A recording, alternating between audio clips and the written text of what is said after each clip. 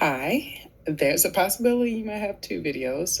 I did a video presenting before, but I want to do one more because it won't pop up. So hopefully I get all the information that I was talking about. But my human rights project, this human rights issue project for the ending of the semester was to focus on missing and exploited Black children who are forgotten.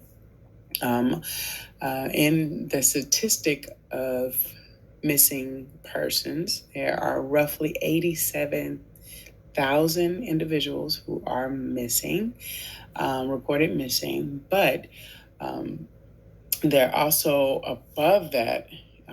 It reaches in the six figures when it comes to how many cases where African American or brown children are and young adults that are missing, but about half of the stories, maybe even less than that, make it to media coverage or get awareness from law enforcement.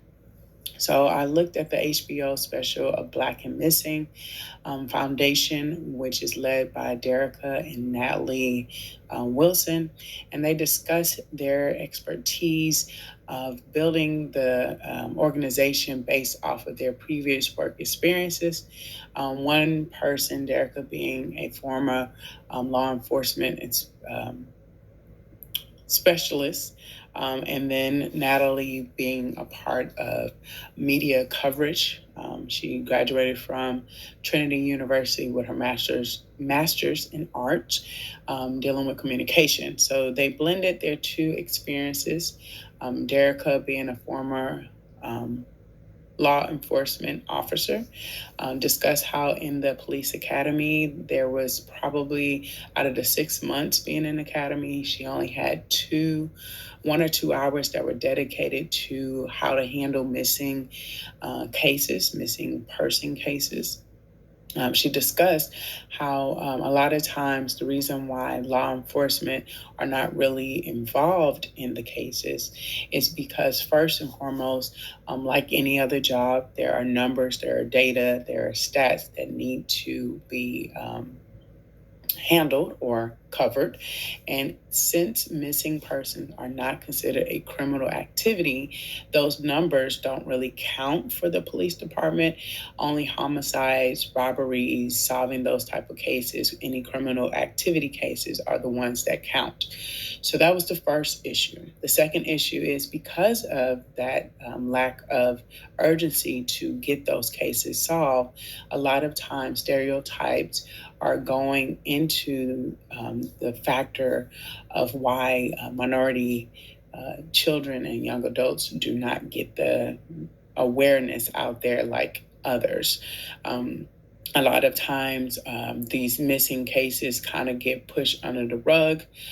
She discussed a moment where she saw she was on the beat, which is working in the street as a police officer. She noticed two suspicious men who were going about doing something little crazy, running from them, acting kind of off. And so as she was approaching them, a woman came out of nowhere running hysterically towards her with bite marks all over her body. Her hair was disheveled, pulled out, and she advised her to make a report and to go in for a rape kit. The lady was asking for help, and once she got her name across the records to complete this report, that is when she found out that this woman was actually an official missing persons case from a neighboring jurisdiction. But that case never came across her desk. So she was unaware as an officer that the neighboring jurisdiction was having a situation happen where a missing person was actively out there. So it just shows that there's a lack of representation. It shows that there's a lack of awareness, and it shows this is a lack of urgency when it comes to making sure that missing minorities are returning back home.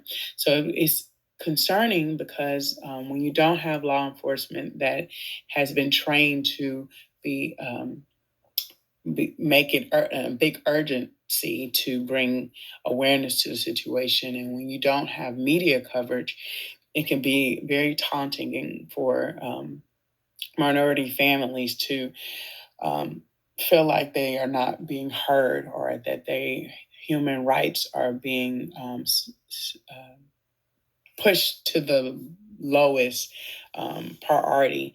Those power holders of government and of these major media outlets are the ones who are the gatekeepers to helping these individuals find uh, their loved ones.